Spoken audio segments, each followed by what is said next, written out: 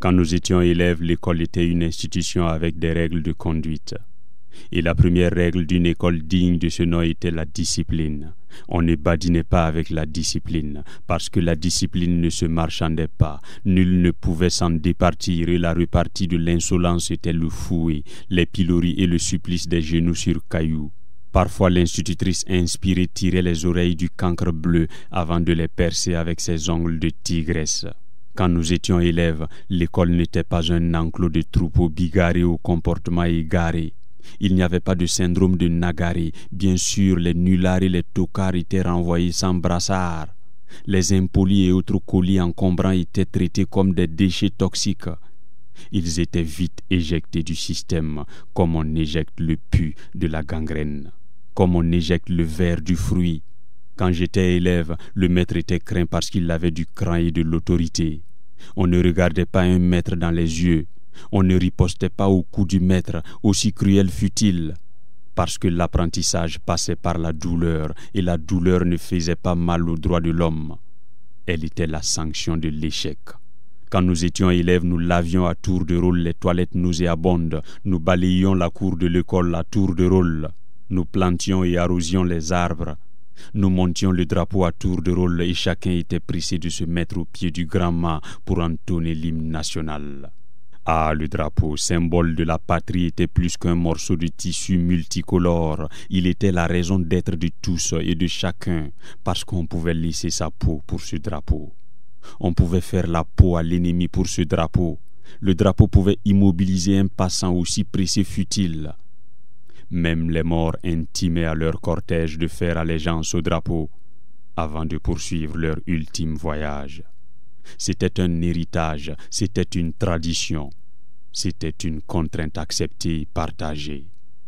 Aujourd'hui, nos enfants vont à l'école comme des bœufs à l'abattoir. Ils vont à l'école pour réussir dans la vie et échouer dans la société. Un élève peut apprendre l'histoire du Burkina Faso et sortir descendre le drapeau national et le déchirer en lambeaux comme un torchon.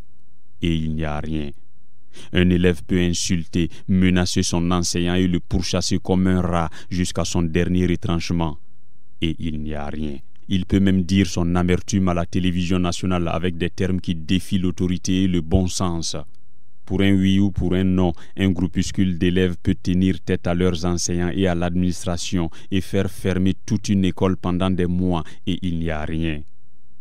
Pendant ce temps, les institutions en charge de l'éducation de la République fonctionnent bien. L'orthodoxie tant clamée dans les politiques sonne faux. La rigueur des premiers acteurs ne vaut même pas la raideur d'un flexible.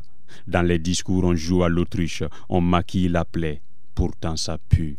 L'école publique est devenue un marché de bétail. On n'y forme plus des hommes de demain, on cultive les pourritures du futur. Le droit des enfants n'est pas un droit plaisantin, mais certains passages sont un peu trop taquins et enfantins. Ce baratin qui déifie nos diablotins sur l'autel de la bêtise est devenu la hantise du monde civilisé. Et le monde civilisé, c'est celui dans lequel l'enfant peut tutoyer son père avant de lui claquer la porte au nez, au nom de sa puberté. Le monde civilisé, c'est celui dans lequel l'enfant peut menacer sa mère en citant l'alinéa de la liberté au nom de ses 18 ans, mais gare à mon fils. Aujourd'hui, l'école est devenue un bazar de tard. Notre retard est en fermentation à l'école.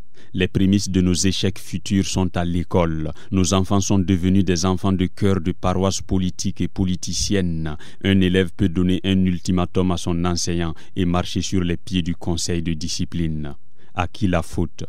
La faute nous incombe tous. La faute est à la démocratie et à tous ces concepts qui font de l'enfant un bien doté de droits maladroits.